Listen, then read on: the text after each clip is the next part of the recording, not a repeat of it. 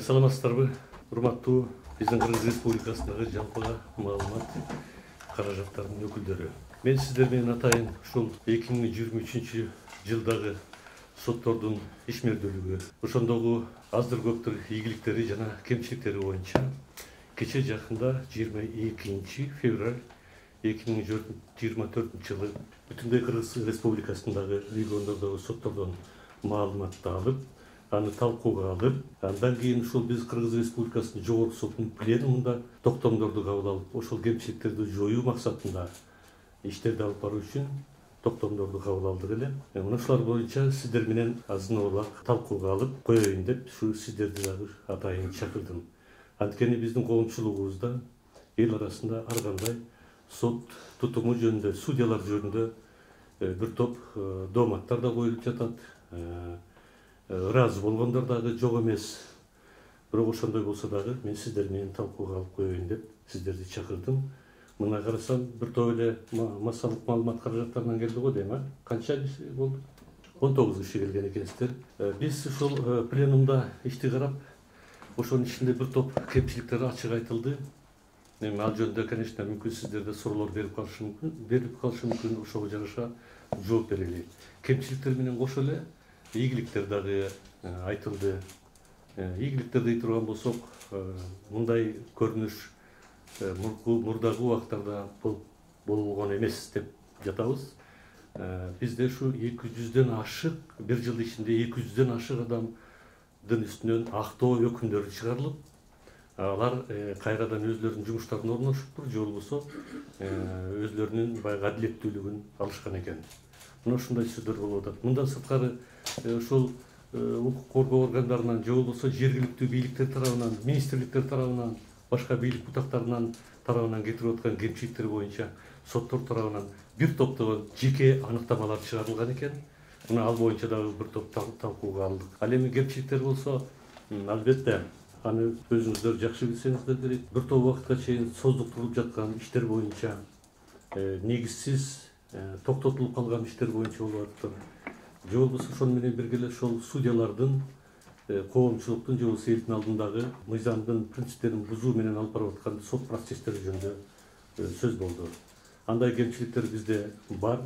Ошол кемчиликтердин үстүнөн иштейли, ошол кемчиликтерди жоелу деп азыркы учурда сиздер тарабынан суроо берип калышы мүмкүн. Сот реформасын жүргүзүп жатабыз. Сот реформасы бул аягына чыкты, же болбосо бир өзүнүн бир жогорку деңгээлине жеттик десек биз жаңылышкан болобуз. Сот реформасы жүрүп жатат. Сот реформасына ушу сиздердин дагы колдооңуздар керек. Сиздер дагы бизге өзүңүздөрдүн ушул сын пикирлериңерди айтып атасыңар, кепкеңешиңерди айтып атасыңар, сунушуңар берилип атат. Мына ушулардын баары биздин сот реформасына бир топ алгылыктуу жардам берет деген ойдобуз, пикирдебиз. Менин ушул сиздердин алдыңыздарда баштаган сөзүм ушул болду. Анан эми калганын суроо жооптор менен болсо керек да. Мына сиздерге айтайын дегеним, мен өзүм менен кошо бүгүн ушул Кыргыз Республикасынын жогорку сотунун төрагаларын чакырдым. Катышкыла дедим, анткени булар түздөн түз ошол иштерге ишмердүүлүгү байланышкан. Так айтканда, бул жерде Кыргыз Республикасынын жогорку сотунун кылмыш иштер жана жоосундар боюнча төрагасынын орун басары Мусаев Нурлан Алишерович отурат. Мындан сырткары административдик иштер боюнча Кыргыз Республикасынын жогорку сотунун төрагасы Бакирова Нургүл Жакыповна. И ошону менен бирге эле ушу жогорку соттун төрагасынын орун басары граждандык жана экономикалык иштер боюнча Камчыбеков Шералы Равшанбекович. Мындан сырткары сиздерден ушу мүмкүн суроо болуп калат, аткаруу жагында дагы депчи. Ошон үчүн биз сот департаментинин, жогорку соттун алдындагы сот департаментинин жетекчилиги Урмат Мелисевич отурат, жана бизде жанагы цифровизация жана башка деген иштерибиз бар, санариптештирүү боюнча. Шабыев Рустам отурат, директору. Мына ушуларды атайын чакырдым. Суроосу жооптор болсо бериңиздер, колдон келишинче жооп берели. Эми соттордун көз карандысыздыгы боюнча мен мурда дагы кеп кылдым эле. Эми азыр дагы кайталап айтып кое турган болсом, соттор жогорку бир деңгээлде көз карандысызга жеттик десек, анда биз жаңылышкан болобуз. Өзүңүздөр жакшы билесиздер, ушул карапайым эл арасында же болбосо коомчулук тарабынан ар кандай сөздөр айтылып атат, ушу соттор көз карандысызга жете элек деп. Мен деле ага кошулат элем. Ал кошулган себебим соттор көз карандысыздыкка толук жетти деп, мына сот реформасынын жыйынтыгы менен анан айтсак туура болот го деген ойдомун. Азырынча биз ошол соттун көз карандысыздыгына жетиш үчүн жанагы коомчулук тарабынан, мамлекет тарабынан талап кылынган соттук реформаны алдыга жүргүзүштүн аракетин кылып жатабыз. Ал эми көпчүлүк айтып атат, сот реформасы, ошол айтылып аткан сот реформасы жүрбөй жатат депчи. Жок, анда биз жаңылышкан болот элек. Анткени сот реформасынын биринчи кадамы деп ушул соттор көз карандысыз болсо экен, соттор элдин чөнтөгүнө, тыйынына көз артпаса экен, пара албаса экен, коррупцияга аралашпаса экен деп биздин ушул мамлекет башчыбыз тарабынан, мамлекет тарабынан соттордун биринчи кадамы катары, сот реформасынын биринчи кадамы катары соттордун эмгек акыларын, айлыктарын көбөйтүп берди.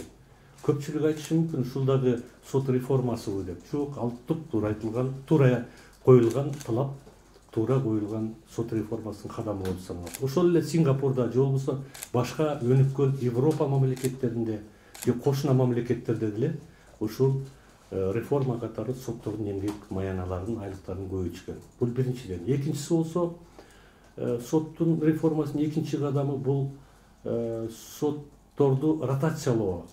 Так айтканда, соттор өзлөрүнүн туулуп өскөн жеринде же болбосо кошуна айылдарында иштешпесин. Алар дагы ошо Кыргызстандын бүтүндөй аймактарында иштеп, көз карандысыз болуп, адилеттүү, мыйзамдуу чечим кабыл алышса экен деген максат менен ушул ротация болду.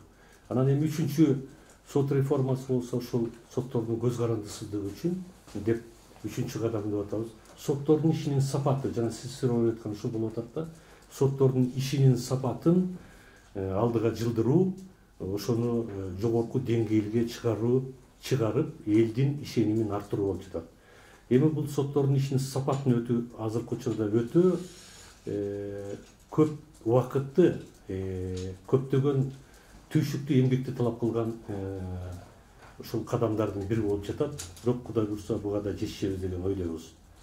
Муну көбүнчө ушул жанагы санариптештирүү аркылуу деп да атабыз. Ал жолдун дагы аракет кылып жатабыз. Биздин санариптештирүүбүз дагы мындай бир кандайдыр бир жогорку ийгиликтүү деңгээлде деп айта албайбыз. Ал жагы дагы өтө төмөнкү деңгээлде болуп жатат. Бирок биз колдон келген аракеттерди кылып жатабыз. Сот реформасы жалаң эле ушул соттордун, сот тутумунун өзүнө гана тийишелүү эмес. Сот реформасы бул бүтүндөй мамлекеттик деңгээлде жүрө турган иш аракет болуп саналат. Ошон үчүн бул иш аракеттер боюнча сиздердин колдооңуздар менен көпчүлүгүбүз кээде ар кандай пикирде же ойдо болуп калып атабыз. Журналисттер тарабынан айтылган сын пикирлерди кээде туура эмес кабыл алып койгон күндөрүбүз да бар. Бирок мен дагы бир жолу кайталайын, биз убакыт келип жетти. Азыркы учурда биз ушул сын пикирди кабыл алганды билбей жатабыз.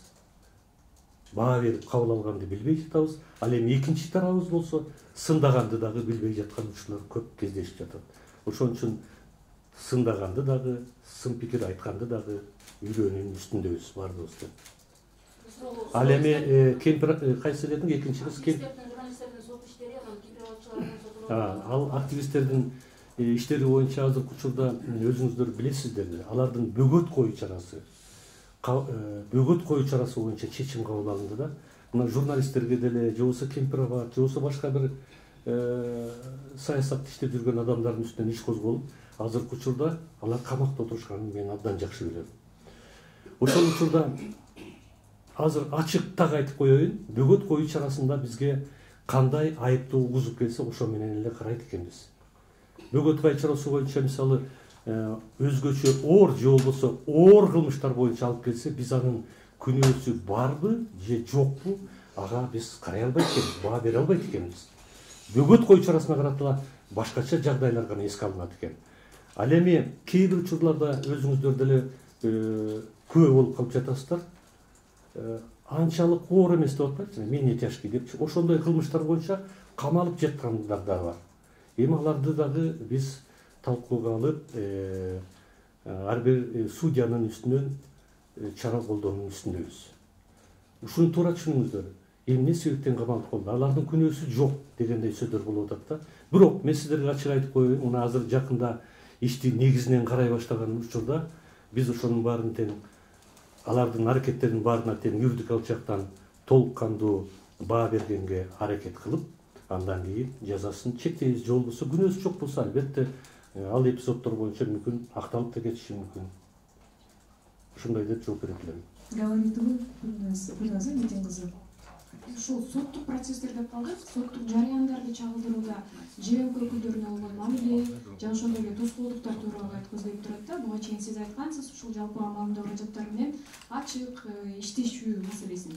Бирок ошол нерсе сиздин койгон талап бүгүнкү күнгө дейин аткарылбай жатканын биз ошол соттук жарыяндарды чагылып жүргөн ЖМК өкүлдөрү көрүп жатабыз да. Ошол эле сот приставдары тарабынан, ошол эле судьялар тарабынан кандайдыр бир тоскоолдуктар бүгүнкү күнгө дейин уланып жатат. Ушул боюнча кандай комментарий бере элексиз?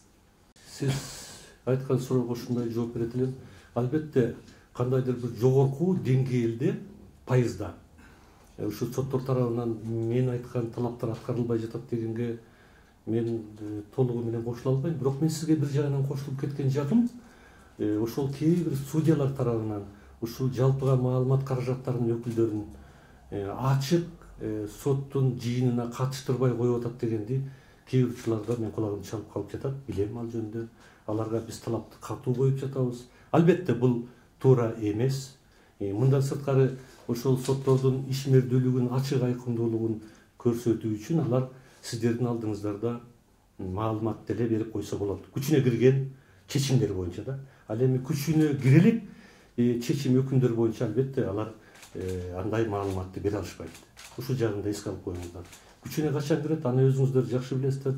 Областтык соттон, экинчи инстанцияда апелляциялык соттон, же болбосо жогорку соттон күчүнө киргенден кийин гана ошого маалымат бере алышат. Эгерде сиздер тарабынан ушундай, сиз өзүңүз айтып кеттиңиз, көп кездешип атат десеңиздер, ушул боюнча бизге маалыматтарды бериңиздер, фактыга таянып, далилдерге таянып берсеңиздер, биз ошол судьялардын үстүнөн чараларды мындан ары да улантып көрөлүк. Мен да кесиптешимди колдоп кетем. Соттук иштерди чагылдырганда сот ачык өтүп атса дагы видео, фото тартууга уруксат берилбей келет. Буга себепти залда тартылып атат деп айтышат да. Бул фото, видео тартпоого уруксат бербеген эме болуп эсептелинбейби? Сот ачык өтүп атат дегенге шек жаратпайбы? Туура, бул суроолор көп убакыттан бери берилип келип жатат. Эми видео боюнча жанагы видео жазуу боюнча ал биздин жазык процессуалдык кодекстерибизде, жана башка тийиштүү кодекстерибизде ачык көрсөтүлүп калган. Ал ошол төрагалык кылып жаткан соттун уруксаты менен гана берилет деп. Чындыгын айтсам, мен өзүм жогорку соттун төрагасы катары, мен деле ушул ачык сот жүрүп атса, видео эмес, аудио эмес, видеону деле тарта берсе деген пикирдемин. Бирок ал мыйзамда көрсөтүлүп калыптыр. Ошон үчүн бул мыйзамдарга өзгөртүү киргизиш керек. Бизде мыйзам чыгаруу бийлиги бар, өзүңүздөр билесиздер. Мына ушуну мен депутаттарга дагы ачык айтып кетет элем. Эгерде ушул видео же ачык соттордо боло турган болсо, анда карап көрсүн, өзгөртүп толуктоо киргизип беришсе, биз иштерди анда видео жазуу менен деле карай беребиз. Мисал катары 11 журналист кармалбады.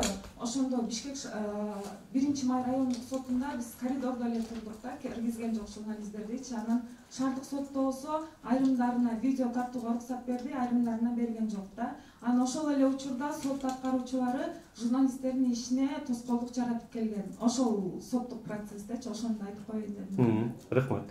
Ал боюнча мен азыр эле айтып кеттим.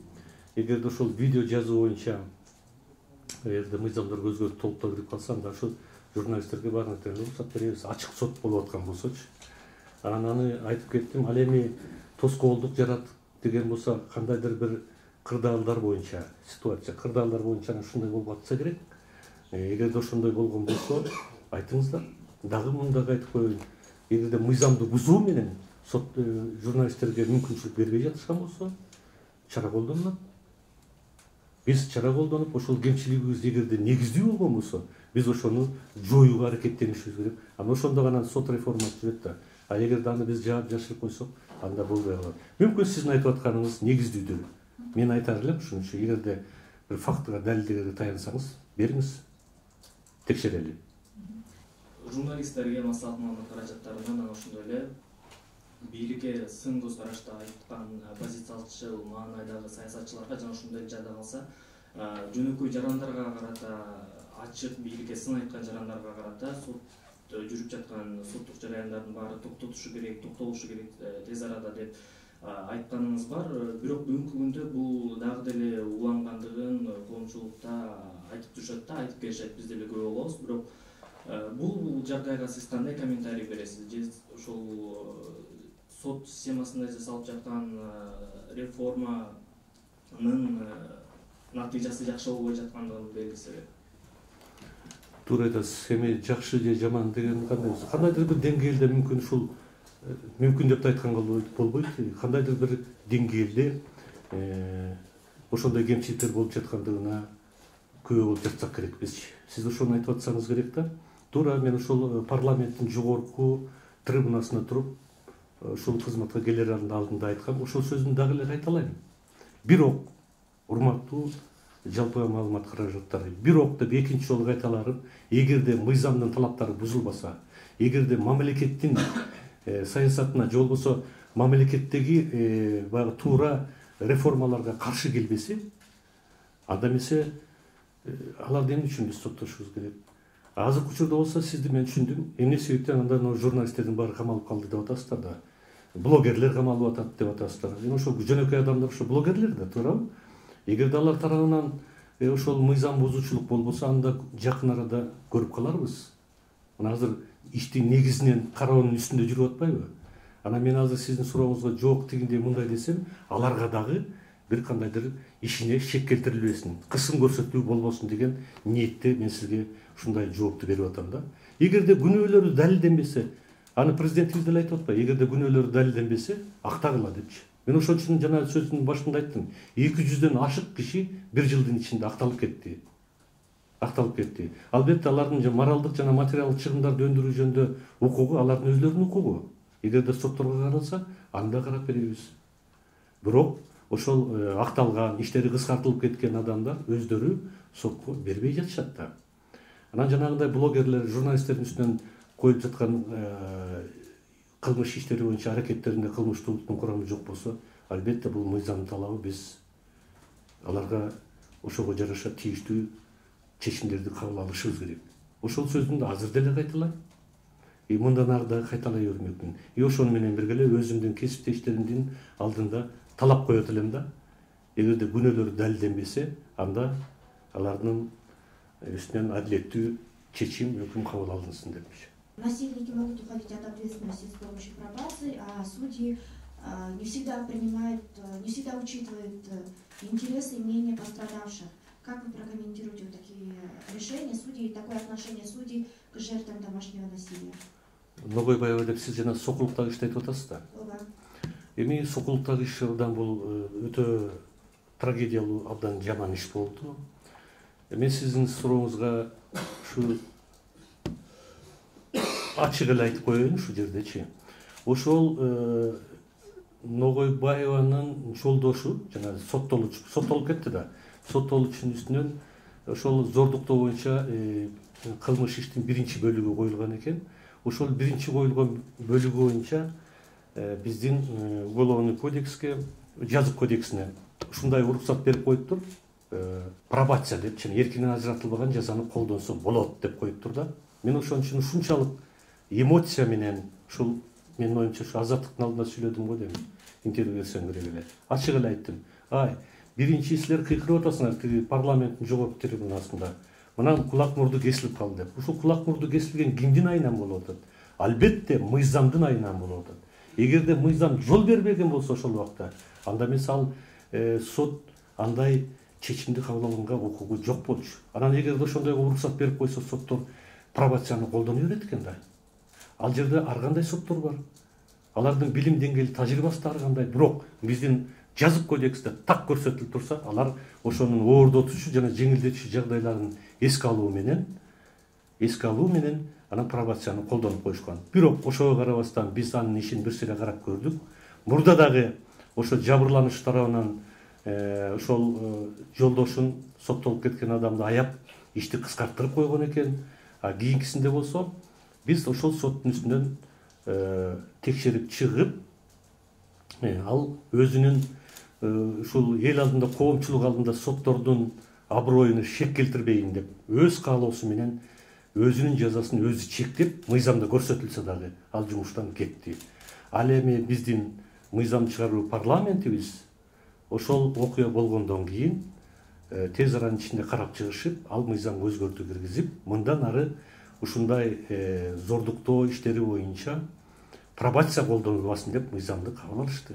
Мындан ары эгерде ошого карабай биздин судьялар ошондой мыйзамсыз чечимдерди кабыл ала турган болсо, алар мыйзамсыз чечимдерди, өкүмдөрдү кабыл алгандыгы үчүн кылмыш жоопкерчилигине тартылыш керек болот. Туура ушундай мыйзамдар бар. Ушундай мыйзамдардын кемчилигинин айынан соттор да күнөөлүү болуп жатышат. Биз ага туура баа берип, мойнубузга алышыбыз керек. Ошон үчүн мыйзамды мен дагы айтам, дайыма минута сайын эмес, керек болсо коомчулуктун кызыкчылыгы үчүн, элдин кызыкчылыгы үчүн секунда сайын керек болсо өзгөртүү алып барыш керек. Эгерде эл, коом ошону талап кылып жаткан болсо. Сотторду мынтип алмаштырганда деген байкалат да, балким бул жерде коррупция болуп жаткан болсо, бул жака алмаштырганда бул жерде коррупция токтой турабы? Демек бул жерден кеткен соттун коррупция ишмердүүлүгү билинип калат. Ошондой учурда кандай жаза көрүп жатасыздар? Эми бизден катуу жаза көрүлүп жатат. Жана мен айтпадым, өз каалоосу менен кетти депчи. Бул өз каалоосу менен кеткен, өздөрүнүн жазасын өздөрү чектегендик болуп саналат. Ошол күнөөсүн мойнуна алып, өздөрүнүн жазасын өздөрү чектеп, анан кетип атат.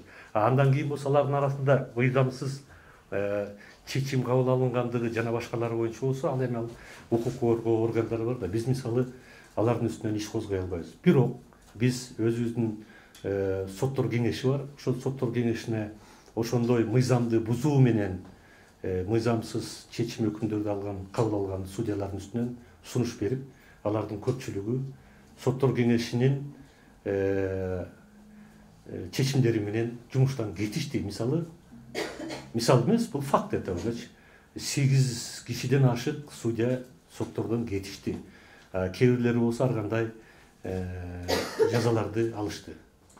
Ошол ротация жыйынтык берип, элдердин жана жарандардын дагы сотко болгон ишенимин жоголотуу эмес беле? Элдер ишенип негири өзгөрдү, көз караш, анан коррупция канчалык деңгээлде кыскарды? Эми бул деңгээлдин кандай десем болот?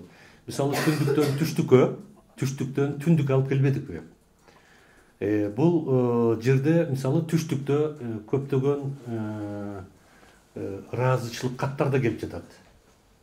Жакшы маанайдагы, жакшы мүнөздөгү бир сөздөрдү айтылып атат сотторгочу. Бул сиздердин ушу интернетке же болбосо башка жакка чыгып атпайбы? Массалык маалымат каражаттарына. Ошол эле учурда ушул ротациянын минус жагы да болуп атат да. Ал боюнча дагы айтылып атат, жанагы 8 адамды деп атпайбы, 8ден ашык киши депчи. Ошолордун баардыгы жумуштан алардын кемчилиги билинип, которулуп келгенден кийин ошон үчүн кетип атат. Ротациянын негизги максаты ушул болчу. Баардыгы тең түштүктө же баардыгы тең түндүктө иштей берип, анан көнүп калып, анан кылган ишин мыйзамсыз аракеттерин жүргүзө бербесин деп ошондой котордук эле. Мунун плюсу дагы минусу да болуп жатат. Ал эми анын канчалык деңгээлде болуп жатканын эми плюсу менен минусу аралаш деп айтсам болот. Соттор коррупцияга байланыштуу жумуштан бошотулгандан кийин анын өзүнүн тартиби бар, тартип комиссиясы карайт жана башкаларчы. Алар кайра сот болуп иштей алабы же мүмкүнчүлүгү толук чектелеби да? Себеп дегенде башка жумушка барып ал өзүнүн ишмердүүлүгүн уланта бериши мүмкүн да. Кандай чара колдонулат? Туура айтасыз. Мисалы кечирип коесуздар, мисал эмес, бул факты. Ошол соттор жана 8 киши ал өз каалоолору менен кеткен эмес. Алардын көпчүлүгүн ушул соттор кеңеши тарабынан кетти буларчы. соттор кеңеш тарабынан кетти.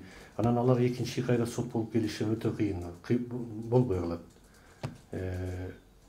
Ал эми алар ошол жумуштан мыйзамсыз негизсиз чечимдер менен кеткен болсо, алардын ошол чечимдерине баа берүү, уголовный тартипте, мисалы жазгыч тартипте баа берүү бул укук коргоо органдарынын милдети болуп саналат да.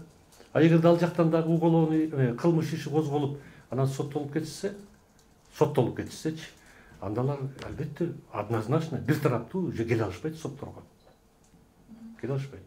Билсек болобу, бул борбор калаада орун алып атабы, же болбосо аймактардагы кайсыл жакта көбүнчө болуп атат? Эми ал сиздерге абдан жакшы белгилүү болуп калды окшойт. Бул жалаң эле биздин борбор калаабызда эмес, биздин башка алыскы райондорубузда, областтарыбызда да болуп жатат. Мына Көлдө болду, Түштүктө болуп атат. Абдан көп мындайчы болуп атат. Азыр дагы ошол соттордун арасында коррупция менен күрөш улантылып жатат. Мен ошон үчүн баягыда ушул бир өзүмдүн маалыматымды ачык эле айтпадымбы? Мыйзамдын чегинде ушу соттордун арасында коррупция менен күрөштү тынымсыз улантышыбыз керек депчи. Эми мурдага караганда соттордо эле кичине эсине келди окшойт. Камалгандар да болуп атат. Анын арасында эркеги да бар, аялы да бар биздин кесиптештердин. Кичинекей балдары барлар да азыр камакта отурушат. Бар андай. Бардык жерде болот. Эми коррупция боюнча кылмыш иштери канча иш козголду, биз аны азыр Сотко жетти. так айта албайбыз. Сотко жеткени эми коррупциялык бир топ кылмыш составтары бар. Анан эми азыр боюнча ал так маалыматты биз алып келген жокпуз. Эгер кандайдыр кызыктар болсоңор, бизге кат жүзүнө кайрылсаңар, биз составтар боюнча кайсы состав менен канча иш сотко келди, канчасы соттолду, канчасы кыскартылды, ошол боюнча так маалыматты кат жүзүнө беребиз. Кылмыш жаза иштери боюнча 23-жылы мамлекеттин пайдасына 964 миллион 825 миң 977 миң сом өндүрүлгөн экен. Жабырлануучулардын пайдасына 710 миллион 809 миң 356 сом. Бул жалпы иштер коррупция маселелери. Жалпы иштер боюнча. Анан кийин мен айтып атпаймынбы, коррупционный состав, кылмыш составтар көп, бир нече составтар бар да. Анан кийин ал боюнча силер эгер маалымат керек болсо бизге кат жүзүнө кайрылсаңар, биз ар бир состав боюнча чечилип маалыматты беребиз. Коррупция боюнча иштер боюнча канча киши жоопко тартылып, канчасынын үстүнөн иш кыскартылып дегенди сиз так жооп берип койсоңуз, жазуу жүзүндө берип коюңуз. Кат жүзүндө эмес, уже кайрылышат да мага. Берип коюңуздар. Хорошо. Сразу берип коюңуздар анча. Саламатсыздарбы, урматтуу журналисттер. Жанагы менчикке болгон укук, анын ичинде Кара Суу базары боюнча суроо берип калдыңыз. Бул жерде бизде сотто биринчи, экинчи жана жогорку сотто Кара Суу базары боюнча дуу арыз менен сотко кайрылуу мөөнөтүн калыбына келтирүү гана маселе боюнча каралды. Мазмуну боюнча карала элек. Ал боюнча өзүңүздөргө белгилүү болгондой, мыйзам күчүнө бергенге чейин берилген сотко доо арыз менен кайрылуу мөөнөтүн калыбына келтирүү боюнча. Ошол боюнча гана каралып, тиешелүү соттук актылар чыкты. Мазмуну боюнча Кара Суу базары боюнча 4-мартта каралат. Азыр жок, ал боюнча бизде мындай да административдик тартипте, анан граждандык тартипте иштер каралат. Бизде административдик тартипте токтомдор боюнча гана сотко доо арыз менен кайрылуу мөөнөтүн калыбына келтирүү маселеси гана каралды. Мазмуну боюнча карала элек. Ал мазмуну боюнча 4-мартта каралат. Эми урматтуу жалпы маалымат каражаттарын азыр биздин орун басарлар ачык айтып кетти. Мен да кошумчалап коеюн дегеним. Убагында туура эмес, мыйзамсыз ушул менчиктештирилип кеткен мамлекеттик мүлктөр бар экен да. Туура эмес, мыйзамдын талабына туура келбеген негизде менчиктештирилип кеткен жерлер бар экен. Ал маселенин башка. Эгерде ошол чында беле мыйзамсыз алынып калган болсо, аларга дагы мыйзамдын чегинде чечимдер кабыл алыныш керек, алынат деген ойдомун. Ал убагында болгон экен. Түшүнүп атасыздар да, мыйзамсыз дегенде мен ал кандай негизде мыйзамсыз болгондугун эми ал келечекте көргөзөт. Мындайлар да бар. Ал боюнча ошол карапайым элдердин арасында дагы коомчулукта көп айтылып атпайбы? Бир эле адам бир нечелеген мамлекеттин мүлкүн баягы ит бекер деп коебу же өтө эле арзан баада сатып алган мезгилдер да бар экен да, ушундайчы. Ал боюнча мыйзам чегинде каралса керек. Укук коргоо органдары өзүнүн талабы боюнча, ал эми мамлекет тарабынан болсо өзлөрүнүн талаптары боюнча соттордун аракети менен чечим кабыл алынат. Так, дагы Кактус медиа Сейчас много говорят о том, что в госорганах идет чистка от людей, связанных с Кульбаевым, с Матраимовым, с ОПГ, с коррупцией. Какая работа ведется в судебной системе в этом направлении? Есть какие-то результаты? Рахмат. Эми соттордун арасында сиз Көлбаев жана башка коррупционерлер болсо кылмышкерлер жөнүндө айтып коесуздар. Биз дагы бир жолу кайталап коеюн, өзүбүздүн ичибизде судьялардын арасында кылмышкерлердин үстүнөн күрөшүп жатабыз. Ошон үчүн алар камалып, камакта жатканда камакта жатат. Сыртта жүргөндөрдүн үстүнөн болсо, жанагы соттор кеңеш тарабынан чечим кабыл алынган. Эми ал калганы болсо, кылмыш аракетинин бар жол экендигине укук коргоо органдары баа беришет. Биз дагы ошондой күрөшүп атабыз өзүбүздүн ичибизде. Мисалы, пробация департаментине деген жанагы жеңил кылмыш же болбосо билбей келтирип алган кылмыштарды бошотуп, анан кийин пробациянын көзөмөлүндө жүргөн жарандар бар эмеспи? Мисалы алар бизде таксист болуп иштешет да көбүчө. Алардан тышкары соттон түрмөдөн жаңы эле чыгып, анан дароо иштеш керектөрүн таксиге кирип алгандар көп. Мисалычы, анан алар деген мисалы коом менен тыгыз байланышта отурушат, анан коом үчүн бул коркунучтуу эмеспи? Эми пробация деген бул сынак мөөнөтү да. Ошол биздин мыйзамыбыздын гумандуулугу ушундай болуп атпайбы? Анан эгер да ал ошол пробациянын негизинде кылмыш кылбай оңолсо, пробация эле эмес, негизи эле түрмөдөн чыгып келсе жазасын өтөп, анан ал дагы биздин Кыргыз Республикасынын атуулдары да, адамдары да биздин замандаштарыбыз болуп калат ушулар делечи. Анан алар оңолуп келсе, анан таксист болобу же башка жумуштарга болобу иштешкенге укугу бар. Укугу бар. Ошол түрмөдөн чыккандан кийин кандайдыр бир мөөнөттөн кийин иштөө деген мыйзам чегинде каралганбы, каралган эмеспи? Андай мөөнөт мыйзамда жок да бизде. Андай чектөө жок биздечи. Ушул чыгып келгенден кийин 1 жылдан кийин же 10 жылдан кийин иштесин деген андай жок да. Аларга адам укугу да буларчы. Өзү соттор канчалык деңгээлде дедиңиздер, мен жана жооп бердим да. Толук кандуу жогорку бир деңгээлде көз карандысызга жеттик десек, биз жаңылышкан болобуз. Биз ошол көз карандысыздыкка жетели деп азыркы учурда ошол сот реформасынын үстүнөн иштеп атабыз да. И ошол эле сот реформасы дагы кандайдыр бир өзүнүн максатына азырынча жете элек. Ал эми ак үйдөн көк үйдөн бир ушу талаптар коюлуп деп атасыздар. Бул эми мыйзамда көрсөтүлгөн принцип. Эгерде ошондой соттордун ишине кийлигишип жатышкан болсо, ал адамдар кылмыш жоопкерчилигине тартылыш керек. Жоопкерчиликке тартылыш керек. Ал биздин ошол биздин негизги мыйзамыбыз Конституцияда ачык көрсөтүлгөн. Баягы илгеркидей ушул кийлигишүү болуп жатат деп мага азырынча айтылып элек. Бирок күмөн саноочулуктар болуп жатат коомчулукта. Өзгөчө мына журналисттер же болбосо жанагы саясий иштер деп атпайсыңарбы? Азыр саясий эмес иштерди деле саясий деп ашкан баарына. Тоогурдаса деле саясий иш деп атышат. Аны көрүп атасыздар да. Эми бул баягы элдердин түшүнүгү боюнча болуп калып атат, кээ бир адамдардын. Бирок ошол боюнча шек саноо болуп атса керек да. Эмне себептен ушуларды камап койду, бул жогору жактан көрсөтмө берилди деп. Жок, бизге аны мисалы деген сөздү жакшы көрбөйм мен. Аны фактыга таянып туруп, ошол тиги укук органдарына бергиле. Укук органдарына бергиле. Эмне себептен силер сотко өзгөчө оор же болбосо оор кылмыш жасап деп алып берип атасыңар.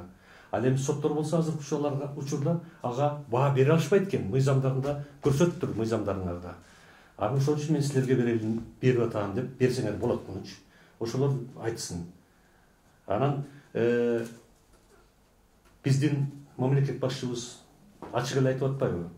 Көз карандуу болгула, мен силерге ушу кепилдик деле берейин депчи. Бирок биздин соттордун арасында ошол жогору жактын кандайдыр кимдир бирөөлөрдүн тааныш тууныштардын телефондук талаптарына моюнсунбай чечим чыгарып атышат деп айткандан да калысмын. Ал да болушу мүмкүн.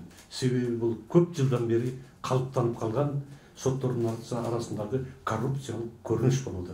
Биз ошон үчүн жана кайра айтып атканымыз ушул, күрөшүп атабыз депчи. Күрөшүп атабыз. Алардын ордун толуктоо болсо, бул да өзүнчө бир чоң маселе. Так айтканда ошол коррупциядан кетсе, алардын ордуна коррупцияга байланышпаган адамдардын, судьялардын келиши бул дагы чоң маселе болот. Ошон үчүн күрөшөбүз. Аклар Муратова, YouTube. Соңку суроо алиментке байланыштуу бергим келип атат да, алиментке байланыштуу мыйзамдар жаңыланып атат, өзгөртүүлөр киргизилип атат да. Так санын айтып берсеңиз, сөз менен эмес да, 2023-жылдын жыйынтыгы менен сот тарабынан кандай аракеттер көрүлдү?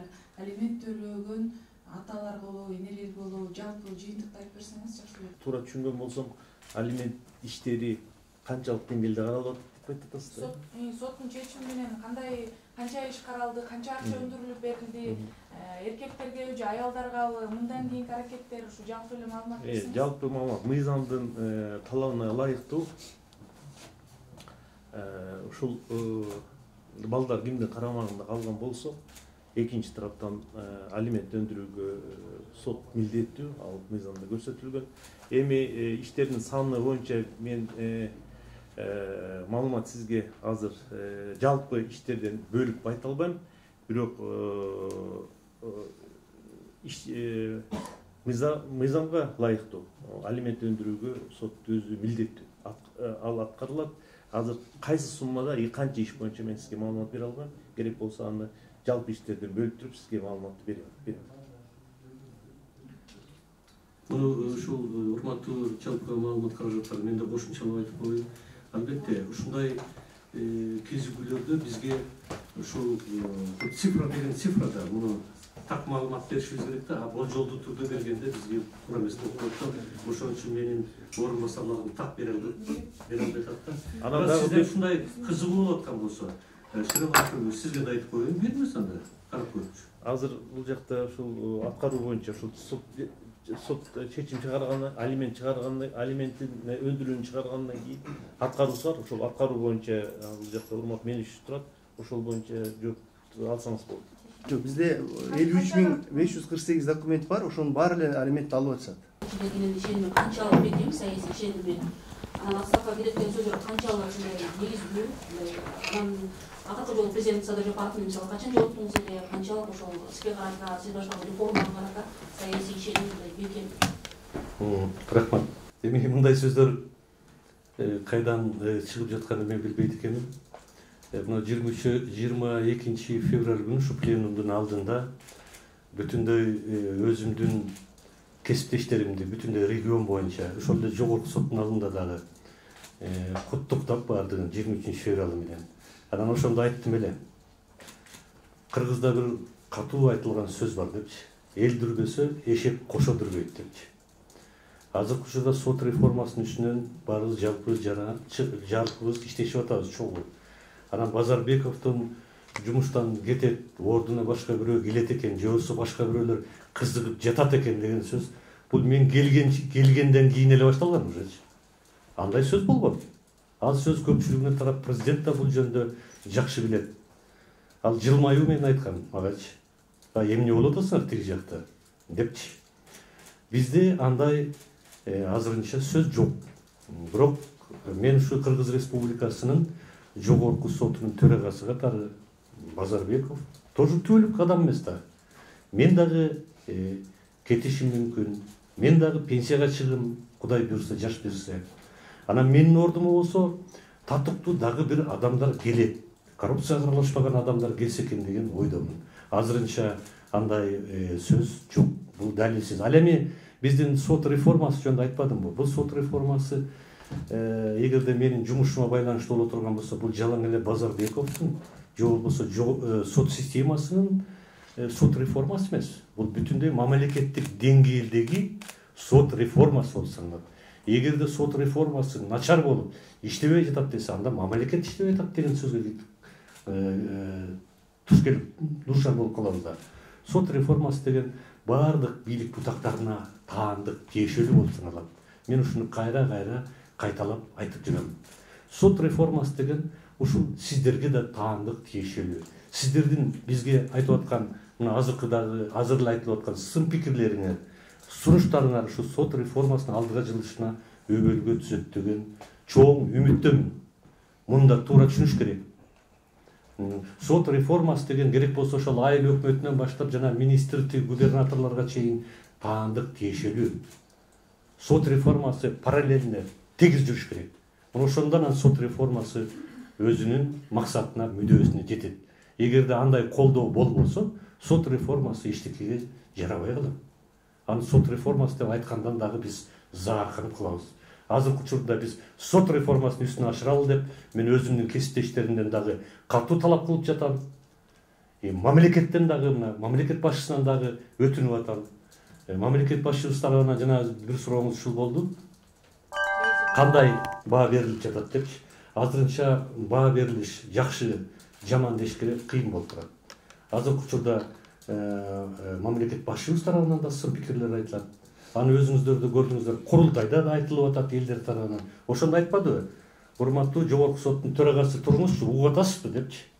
Ошонун баары эле бизге айтылып жаткан сын пикирлерди туура кабыл алгыла деген багыт болуп саналат мамлекет башчыбыз тарабынанчы. Азырынча биз чогуу чаран ишти алга сүйрөп алып баратабыз.